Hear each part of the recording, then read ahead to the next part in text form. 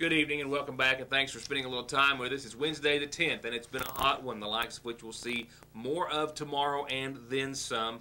More heat, some humidity before the threat of showers and thunderstorms works its way back into the forecast, which, as you can very well imagine, has been tweaked since I saw you last. It's forthcoming in just a few moments. As are several headlines tonight. In local headlines, we will talk about the McGoffin County Fiscal Court meeting, which has been set for this Friday, a special session with several items on the agenda. However, coverage of yesterday's Johnson County Fiscal Court will begin in just a few moments. We'll talk about their multi-million-dollar budget, a road closure issue that has been brought before the court on behalf of several residents, and other items which were discussed, and other headlines, of course, on the program as well.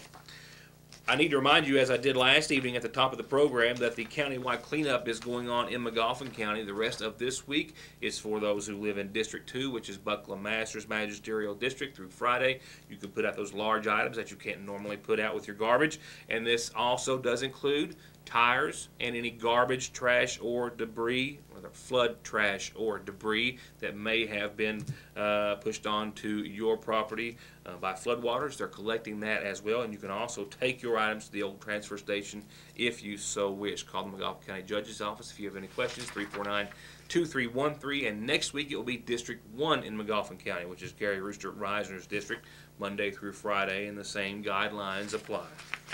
Another day and another development or two in the case concerning Eric C. Kahn and the hundreds of his clients, which are now under the microscope for his actions.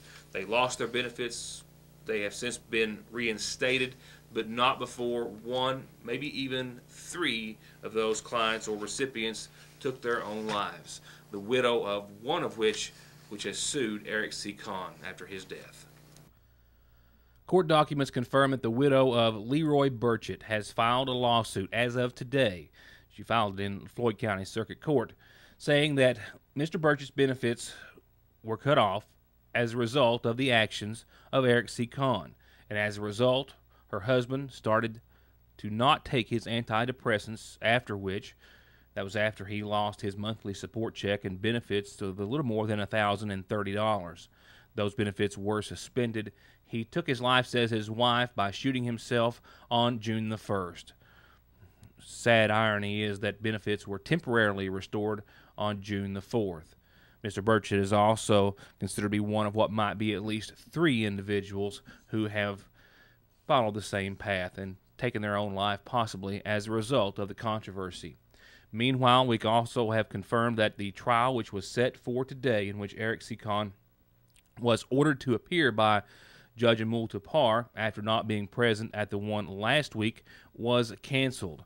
We do not have a time frame for when it has been when it has been reset or rescheduled, or even if it has at this time. We also have been unable to ascertain as to the cause of this morning's hearing being postponed. While still under investigation, Eric Kahn has not been charged with any crimes related to any of the activity as it pertains to any of the hundreds and hundreds of cases. In a statement released through his attorney, they lay blame at the feet of the Social Security Administration for suspending the benefits of those hundreds of clients, about 1,000 initially, without a hearing first, a reversal which they did make sometime thereafter. They say that it is a tragic situation, but that Kahn has no responsibility in the matter.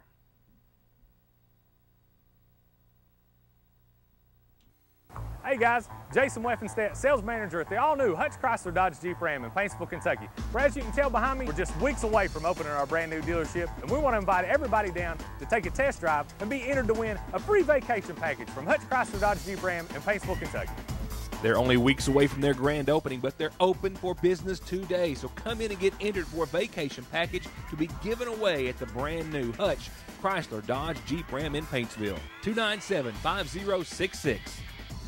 To get high-speed internet on their state-of-the-art fiber optic network for all of your home and business solutions, or to watch TV without a contract on over 200 digital channels with superb quality, or stay connected with family and friends with 24/7 telephone service you can always depend on, contact Foothills Broadband today. Or just click on their link to the right to find out how they're working to provide the latest in communications at affordable prices with exceptional service at Foothills Broadband.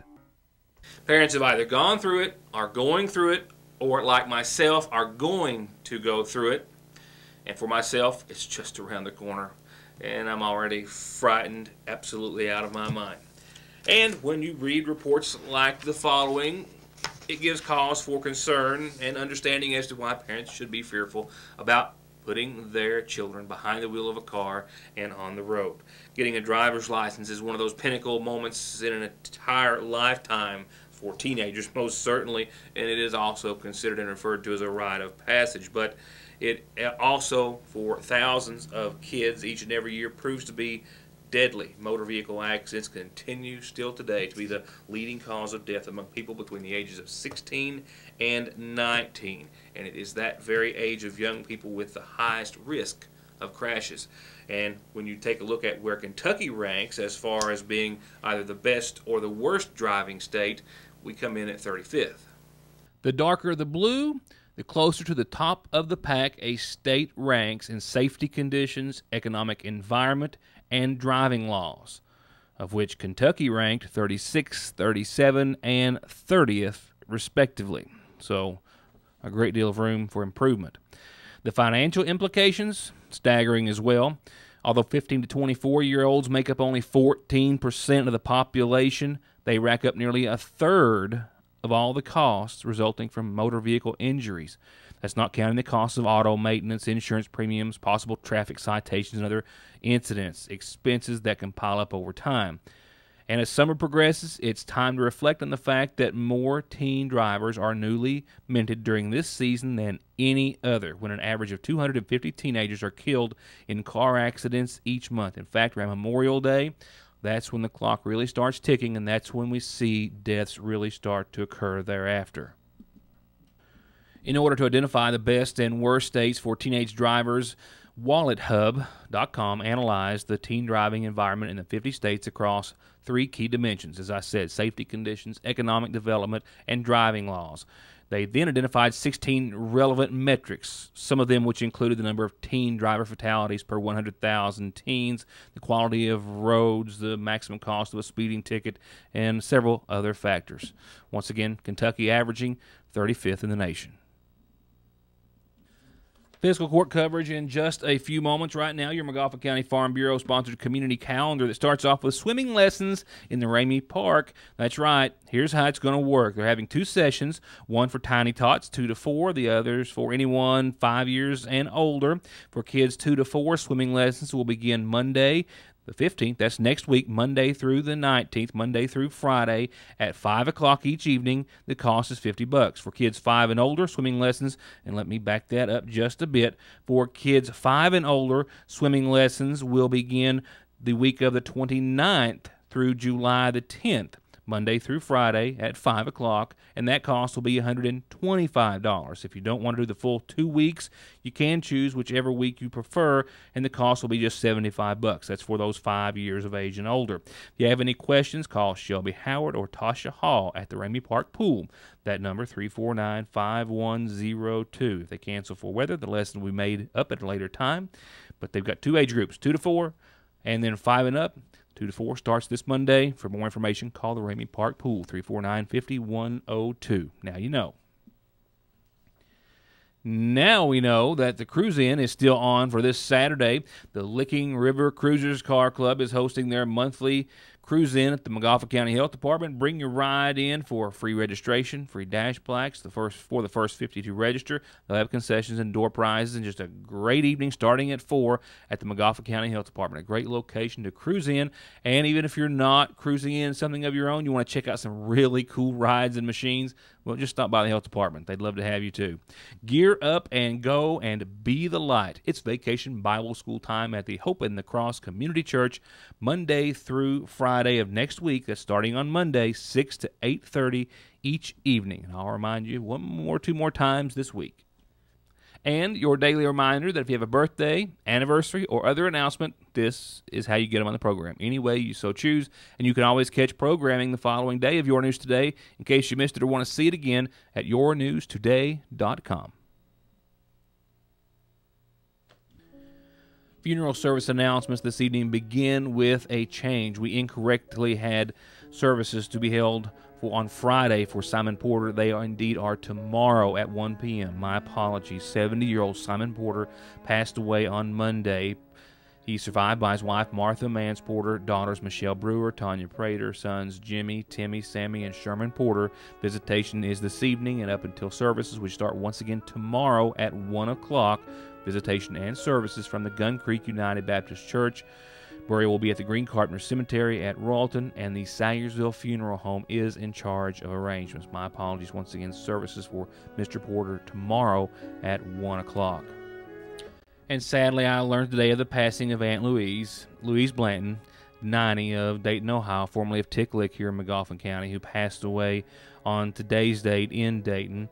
She's preceded in death by her sisters Margie Conley and Lexi Gullett, her brother Papa Edgar, as well as Hassel and Oakley and Danny Blanton. She is survived by her daughter Pam Sue Green, sons Terry Rogers Harris, Charles William Harris, and David Allen, as well as a host of other family and friends. Funeral services for Louise are going to be held Saturday at 2 o'clock at the Sayersville Funeral Home. Family will welcome friends Saturday morning beginning at 10. And arrangements are still yet to be made and finalized in honor of 22-year-old E.J. Gamble at this hour, who passed away on Saturday the 6th here in McGoffin County. They are to be announced soon by the McGoffin County Funeral Home.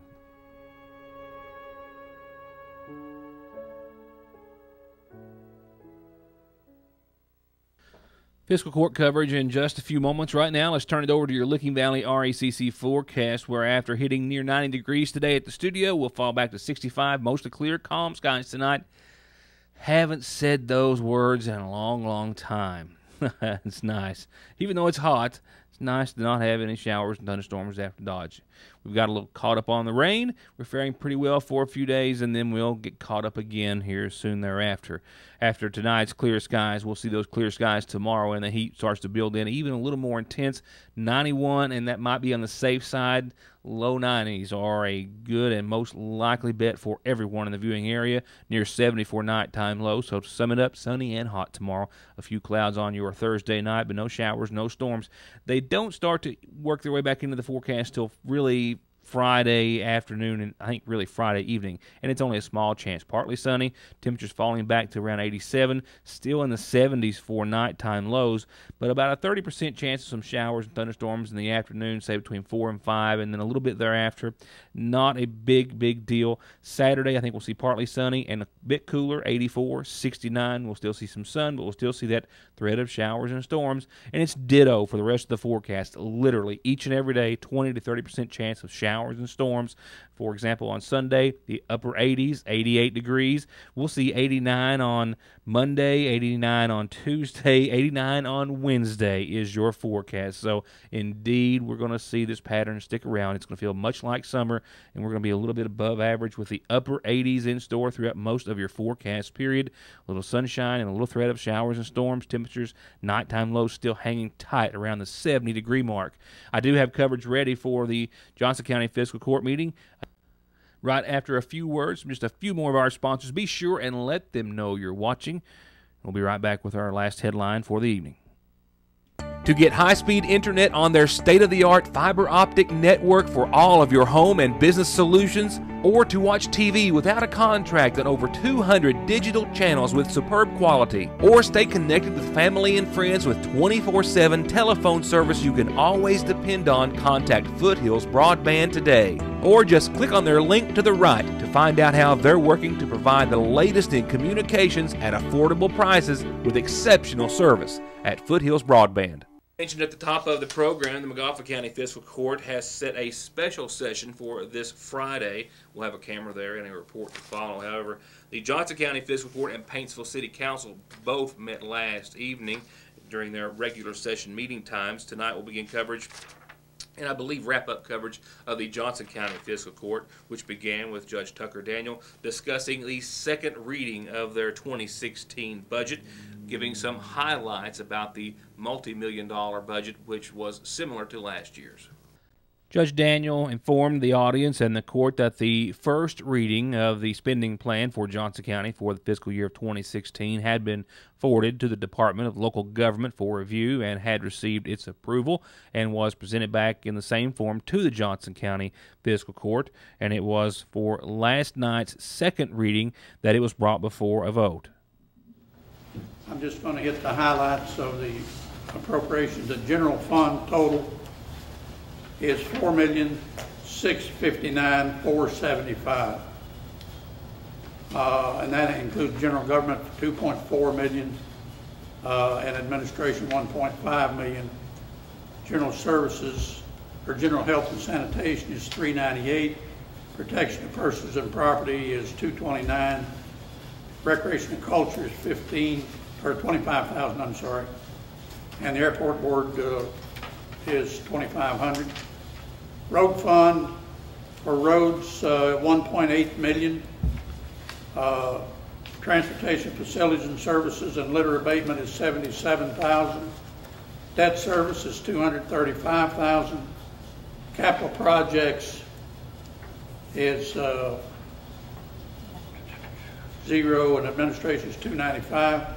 Total road fund is $2,452,589. Jail fund total is $566,000, and administration $20,136 for a total in the jail fund budget of $586,000. LGEA fund is $687,000. Protection of persons and property $54,000. General health $23,000. Social services $59,000. Roads $461,000. Debt service zero. Capital project zero.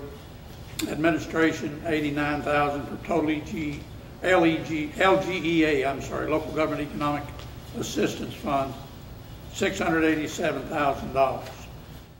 All other funds, including more than $600,000 for an agreement with Mountain Comprehensive Care, added up to another $1.14 million in total appropriations for the budget for Johnson County, $9,526,262. He also referred to the tax rate for real and personal property, which is 8.7%, and that for auto and watercraft at 12.9%. He chose to remind everyone that those rates have been established for as long as he had been there, and that they've been working very hard to try to maintain those rates without raising them, but that the gap continues to narrow each and every year, regardless of how much they continue to try to tighten their belts. There were some asphalt bids to be discussed. Actually, only one bidder, Mountain Enterprise. Judge Daniel informing everyone that they basically and generally usually have just the one bidder as they service this county of Johnson, and no one else does on a normal basis. They kind of have with the only game in town, so to speak. They did approve the bids contingent on a review of the state limit or state contract price. If they can find a state contract price that will be competitive with the bidding process, if they can back up and maybe change that there. They did choose to take the state price on gravel, as it is lower than what they could receive any bids on. Several residents and landowners who live on Coleman Branch Road were present and chose to be heard. The Johnson County government chose to temporarily close Coleman Branch after several storms have dumped a lot of water on there and has caused a lot of slips and a lot of embankments to give way. And they're waiting on a decision from FEMA to see if they'll be able to help fund any of the repairs that need to be made. There has been a petition that was presented to the Johnson County Fiscal Court with more than 30 names on it. Some of the residents, such as Emily Blackburn, speaking in favor of that petition. And I mean, I like the fact that there's less traffic on that road, and people do speed through there, they fly. And there is children there, and it is very dangerous. There's no passing room, and it is dangerous. And it is a little bit more of a peace of mind, the traffic's cut down. But you got other issues to look at.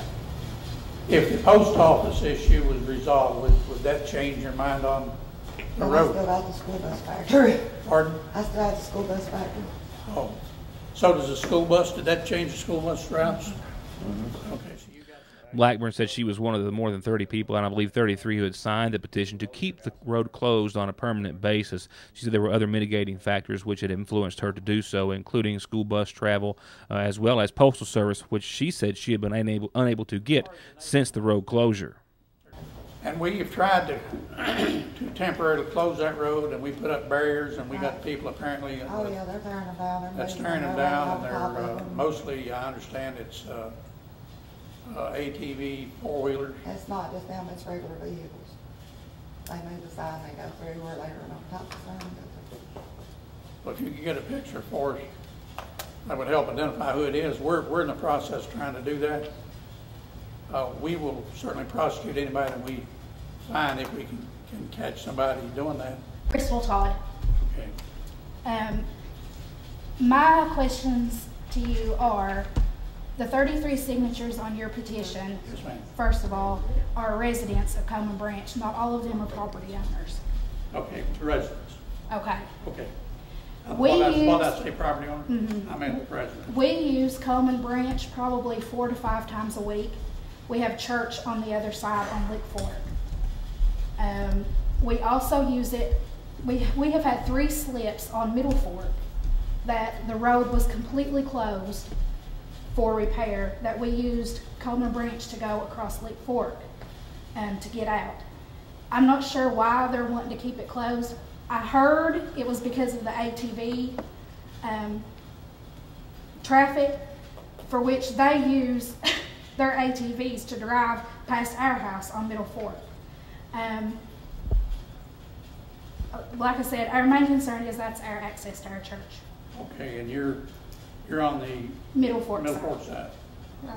And it was only after it had been closed that people called and said, hey, you've got it closed, it's a good idea, there's a lot of stuff going on traffic-wise in there, why don't you just leave it closed? And we said, well, that's strange, you know, we normally don't have those kinds of inquiries. Normally it's when you're going to get the road open. But they said, you know, why don't you just leave it closed? So that's the first time we even thought about closing it. Right. Was when the people started. And 2 or 3 more people called, and I said, well, is there a lot of you guys or just 1 or 2 of you? And then they said, well, we can get a petition. I said, if you do that, then that'll give us an idea. So that's the purpose for this petition. And both sides were invited to attend the next hearing that will be held publicly on the future of the potential closure of the road, and there's still hopes that FEMA will step in and maybe give them some much-needed funds to help make the repairs. And some good news about the animal shelter. Whiskers or Wags is about to become a reality with an open house after a lot of work and years of efforts to see it become a reality. An animal shelter to be constructed in Johnson County will be having open house. They still need volunteers, they still need sponsors, but they're getting closer to opening their doors. I believe they're looking at Sunday, I think that's the 28th at 2 o'clock. They were looking at having an open house. Wags, Whiskers or Wags. And I think we're going to have an open house and a ribbon cutting and so forth. But we've gotten all of the work done with regard to having all the kennels installed, all the drains installed. They're in the process of doing some stuff up in the front of the building that they wanted as a shelter group. They wanted to do some housekeeping stuff of their own, so they're in the process now of finishing that up. And we're almost ready to go. We'll be ready to go, obviously, July 1 for sure. But I think everybody's getting excited about that. We've been talking to them almost on a weekly basis. And Lisa wasn't going to be able to be here tonight. She's attending another meeting, I think. But Lisa Roberts, I think, is the new, she president, Mike, or chairman or something. Yes. So that looks like that's going to happen here within the next couple of weeks. We've spent a lot of time and effort on that, and I'm pleased that it's finally coming to fruition. And once again, that has been set for the 28th. It's a Sunday at 2 o'clock. And that's going to put me out of time for this evening. We want to thank you for watching and being a part of the program. We've got more local governmental coverage and as well as some updates and some other news that we will have for you on tomorrow's program. And it'll be news that you're only going to see here. So tune in and find out what's happening in and around the Your News Today viewing area. For now, thank you. Enjoy your warm evening and have a good night.